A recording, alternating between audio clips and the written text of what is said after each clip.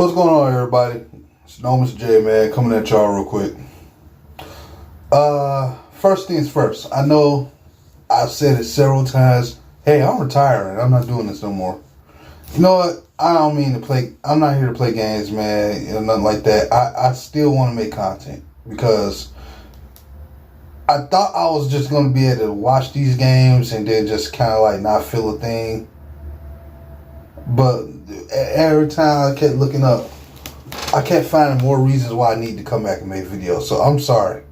I am making a return. I know it sounds like I've been going through a crazy roller coaster of things, but I have to come back and make content, man. It'll be situationally at best, but I'll be making you something.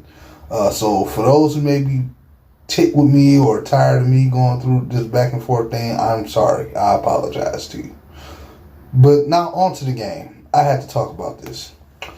We had a feeling we were going to lose this game. A lot of people can't assume we was going to win. The only reason why we thought we could win, if we thought that, was because the Lions doing the Lions way of doing the Lions things. You know, they beat teams they shouldn't beat, lose games they should win. You know, that kind of thing. First things first, I want to say, don't beat down my rookie corners. And yes, I know Amani is in his second year, but like I said, man, he's still practically a rookie. So don't beat down my rookie corners, especially Jeff Okudah, because the way I see it, those guys actually, despite the mistakes they made, they played well yesterday. Okudah came in with the mindset to be physical. That's what I want to see. I don't care about if he got torched. I don't care about, he got ate up on this play or that play. He should have, as a rookie, he should have, going against a team that was running the football extremely effectively, wearing the defense down. I don't want to hear about any slander towards some young rookie guys who go make mistakes and get flagged for doing stuff that you kind of want to see. You know what I'm saying? I don't want to hear any slander about it because you sound freaking retarded. Now, my thing is this. When it comes to our DBs, McRae is trash. Will Harris, everybody kills him for good reason. Kind of make me wish that we still had Tavon Wilson. Never liked the fact that we just moved on from him this offseason. I pinned it okay because I said, okay, they're getting another veteran. So, you know, I didn't try to trip about it.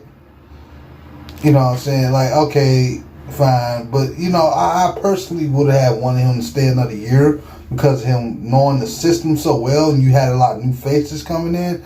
I didn't like the idea of us moving off him because there's a lot of situations that Tavon Wilson could have made way better plays on if he was there in place of Will Harris versus Will Harris doing it. We all assume because he's a third-round pick, we hope that he will be a little bit more edgy, but he's still young and dumb, so you have to kind of wait, man.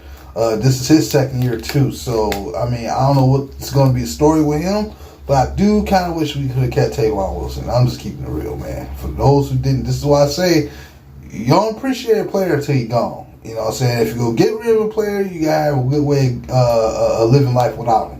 It's easy to get rid of somebody, but it's replacing them that what counts. You know, anyway. Offense had opportunity. Well, they ran the ball when they actually got the ball handed to them. They ran the football. And, of course, like last time, they shied away from it. Another thing, not going to beat nobody with two rookie corners starting and not running football. I don't know what this team or this organization is thinking about, but this is kind of why Patricia now has to go. Let me also respond to this. Yes, I said I was the main one who said Patricia needs to stay, give him another year. Yes, I am. But when I said give him another year, I didn't just say give him another year to just see what he going to do. Simply see what he going to do. I said give him another year to see how well he coaches. As soon as he showed me he's not coaching well, it's whatever. Get rid of him. You can go.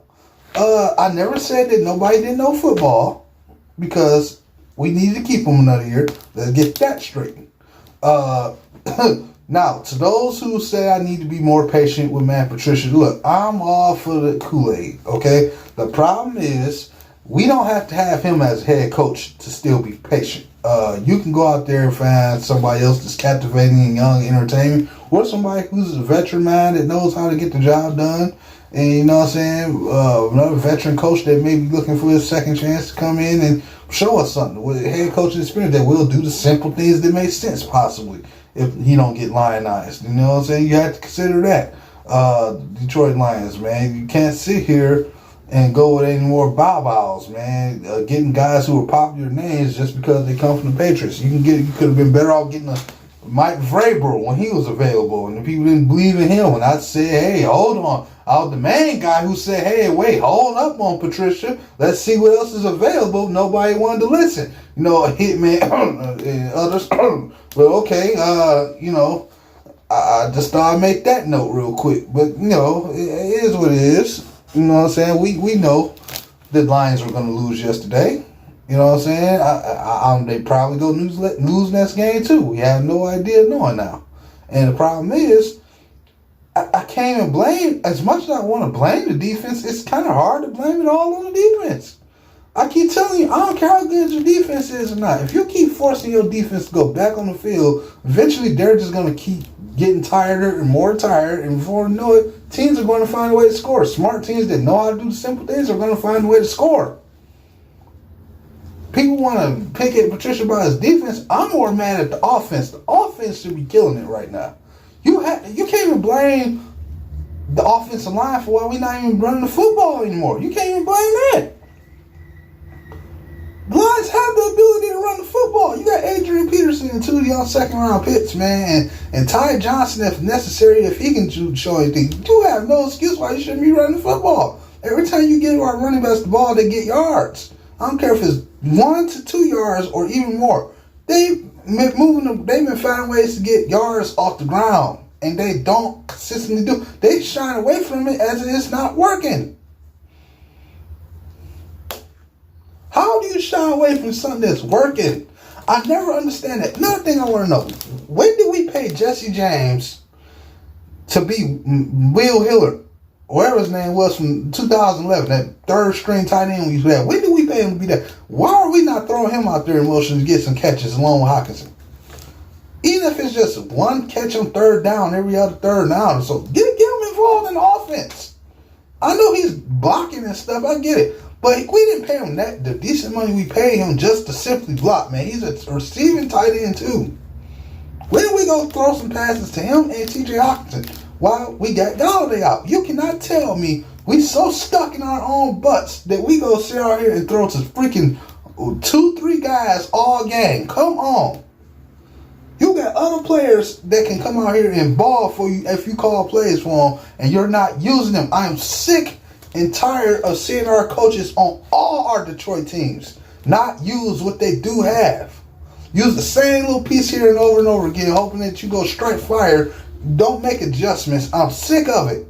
When y'all gonna get it right, man? How do you pay for a tight end last year? How did you pay for Jesse James last year and then y'all use the third stringer in past situations more? That don't make any sense. Logan Thomas, he got more catches last year than Jesse James. That is a trip. How did that happen?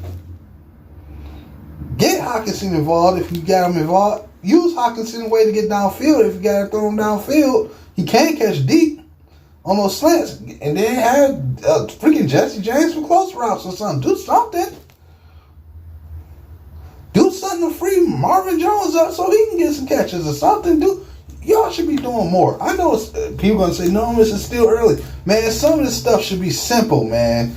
It's simple. When you got a tight end core, a running back core, and even though they hurt, you still got a decent receiver core. How the hell are you not putting up 35 points a game? I got to hear Jamo say, we got to at least score 35 just to win. Us scoring at least 35 with a guy like Matthew Stafford, that should be no problem, bro. This the same guy who I remember in the first half used to put up 28 like it wasn't shit and then continue it in the second half and had the whole offense in motion. And then, yeah, a lot of times in the second half we lose games back in the early days too. When did we get here? When did we get here? Where we have to feel bad for scoring points? We should be out here looking to rate every team that come our way. You think Dallas, when they was scoring 30 points a game, you think they was caring about how good their defense was or not? Hell no. They was trying to run the ball and put points on the board. Did the Saints care about how good their defense is or not? when Saints fans care, I should say fans, not the players themselves. How Saints fans feel when they offense scored 35? No, because they offense scored 35. They don't give a fuck if they defense number one overall or not. As long as they scoring, they know they come away with the dub. That's all they care about. Same with the Kansas City Chiefs. If they putting up over 30 points, you think they care if their defense is average or so? No, because they running the football and scoring. So that's what we should want to see with our Detroit Lions. They got a guy we always call a top 5 quarterback. We should want to see our guy go out there and put up 35 every game. That should be nothing for us. With the players, we got Adrian Peterson, DeAndre Swift, Kerryon Johnson. You got freaking Marvin Jones. You got Cephas who making himself a little bit more available every game so far.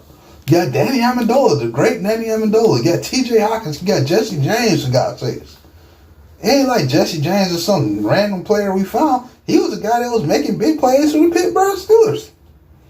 You got enough talent offensively, and you actually are able to move the football off the ground, and you're just not giving them the ball. How do you do that? You should be able to win this game with 24, 25 points if you run the football good enough.